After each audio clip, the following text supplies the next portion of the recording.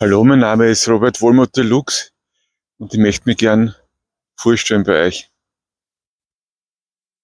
Wie ich mir überlegt habe, wie das gehen kann, da habe ich in der Nacht im Bett schon dran gedacht, ich war im Kaffeehaus, ich war im Park, ich war spazieren, ich war laufen und dann macht ja genau das ist.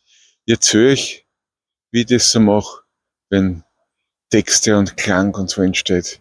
Weil dann lässt man das nicht aus, dann denke ich und fühle ich immer dran und es entstehen die ersten Satzkonstruktionen, die ersten Wortfetzen, dort und da eine kleine Melodie und das geht dann über Stunden, Tage, Wochen, meistens Wochen geht es hin und her und irgendwann ist dann so weit, dass ich mir denke, ah, das könnte ich jetzt wem zeigen, das könnte ich jetzt wem vorspielen.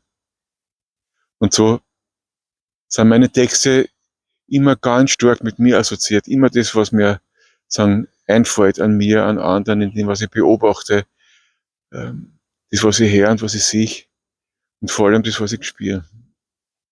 Und das findet man dann in meinen Texten, in der Musik, in der Performance. Ja, mein Name ist Robert Wohlmuth Deluxe, folgt mir auf Instagram, empfiehlt mir weiter. Schön, dass ihr da seid.